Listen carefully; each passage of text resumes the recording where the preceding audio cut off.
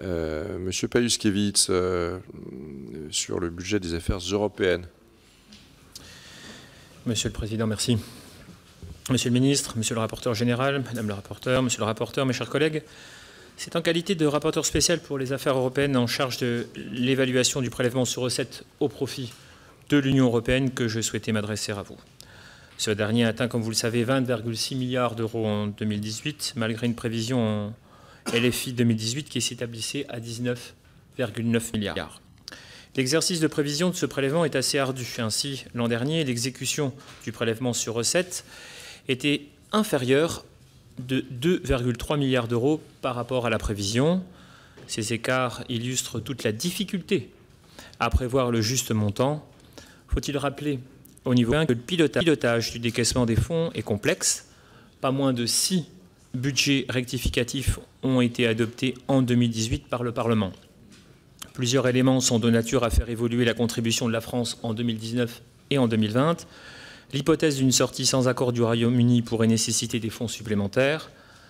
De surcroît, si les Britanniques devaient considérer comme pertinent le dernier tweet du président Trump ce matin sur le tarmac anglais, les invitant à refuser de payer la facture de sortie.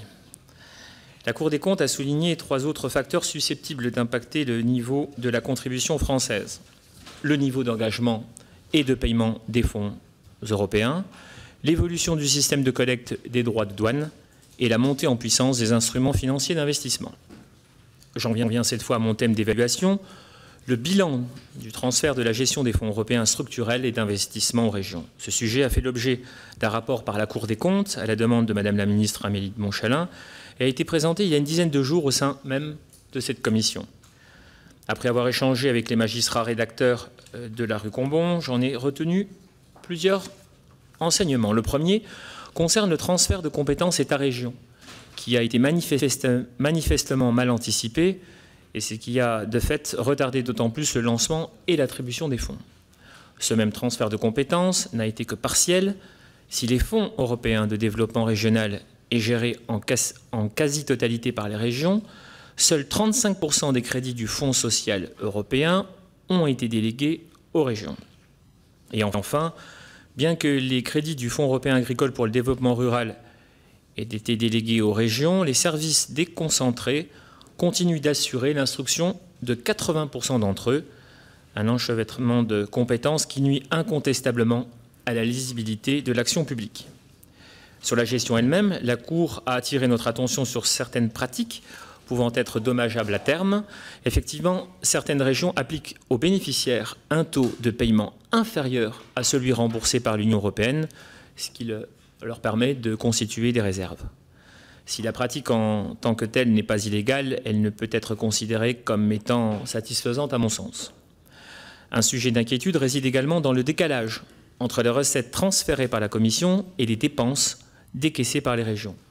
L'absence de sanctuarisation des fonds européens laisse craindre que les régions éprouvent des difficultés à payer les bénéficiaires à la fin de la programmation. Il existe un troisième point sur lequel des améliorations sont possibles, la multitude de programmes et de mesures qui entraînent une complexité non nécessaire et des coûts de gestion disproportionnés. Une simplification en vue du prochain cadre financier pluriannuel apparaît comme étant impérative. Un regret peut-être, pour ne pas dire un regret sûrement, que la Cour des comptes n'ait pas eu l'opportunité d'examiner la conformité des projets financés par l'Union européenne avec les objectifs fixés par cette dernière. C'est d'ailleurs, Monsieur le Ministre, l'objet de ma première question.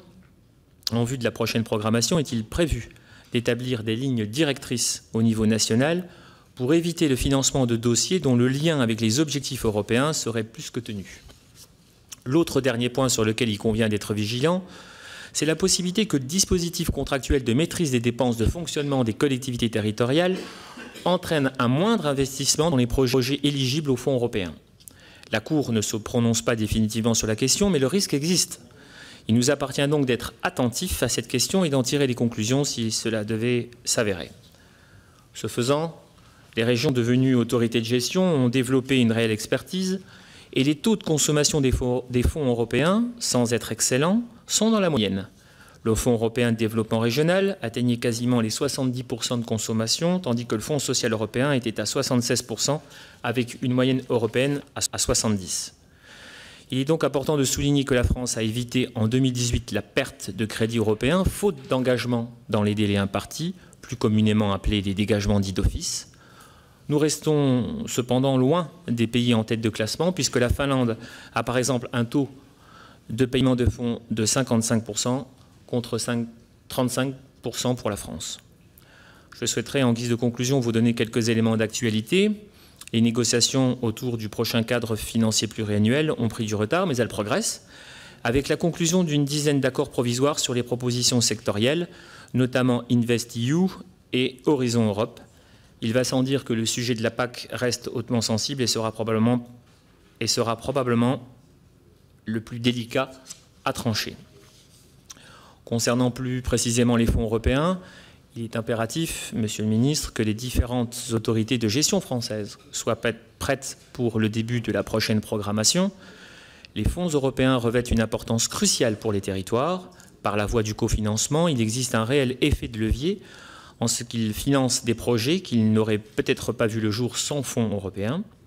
Il est donc essentiel que les autorités de gestion n'aient plus à se préoccuper de la répartition des compétences et puissent se concentrer sur la sélection et l'instruction des projets. C'est pourquoi, Monsieur le Ministre, ma dernière question concerne le FEADER. L'État va-t-il choisir parmi les 3 scénarios de gestion proposés par la Cour des comptes dans son rapport présenté il y a une dizaine de jours? Le premier scénario, confier l'autorité de gestion exclusivement à l'État. Le second, simplifier le cadre pénal afin d'améliorer la situation actuelle, même s'il est évidemment préférable de choisir ces termes plutôt que de reprendre les termes précis du rapport qui parlait d'améliorer le statu quo. Et le troisième scénario, réunir sous l'égide de l'État la gestion de l'ensemble des mesures surfaciques, c'est-à-dire calculées en fonction de la surface de l'exploitation de la PAC. Au regard de ces éléments, j'ai rédigé une proposition de résolution sur les fonds européens. Au vu de leur rôle considérable dans le développement de nos territoires, j'invite l'État et les régions, 1. à s'accorder sur un cadre national d'utilisation des fonds, 2. à accroître leur collaboration pour accélérer le traitement des dossiers et ainsi le paiement aux bénéficiaires, et 3.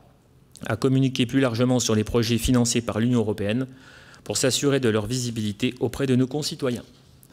Je terminerai mon propos en saluant l'arrivée prochaine des nouveaux eurodéputés au Parlement européen, qui seront tous, du moins je l'espère pour le plus grand nombre, les meilleurs garants de notre démocratie européenne pour les 5 prochaines années.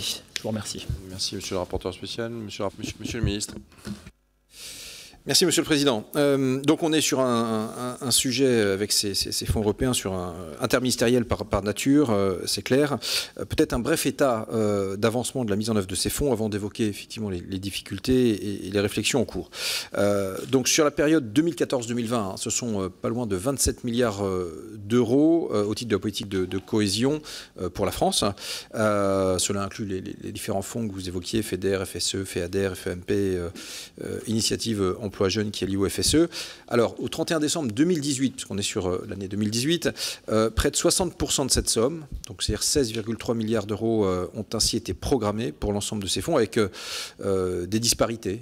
Effectivement, sur l'initiative Emploi Jeunes liée au FSE, on est à 92%, sur le FEDER, on est à 53%, sur le FEADER, on est à 60%, et sur tout ce qui est Fonds européen pour les affaires maritimes et la pêche, on est seulement à 26%. Et cela est dû effectivement un certain nombre de difficultés qui ont accompagné la nouvelle gestion des fonds européens en France. On parle d'une programmation 2014-2020. Or, un certain nombre d'outils ont été dessinés, soit dans la loi MAPTAM, qui elle-même a été promulguée en fait tard dans cette année 2014, ou bien, si on évoque le FEAMP, eh bien l'entité qui le gérait a été désignée tardivement en 2016. Donc, l'adoption tardive des cadres de gestion, très clairement, a joué un rôle parfois dans les sous-consommations. Et puis, naturellement, ça a été pointé par le rapport de la Cour demandé par la Commission, la défaillance d'un certain nombre de systèmes d'information et de gestion. Alors, pour le FEADER, afin de ne pas pénaliser trop lourdement les bénéficiaires des aides, l'État a versé des avances de trésorerie remboursables sur crédits nationaux. Et s'agissant de l'organisation future, instruit de tout cela, il faut en tirer des leçons.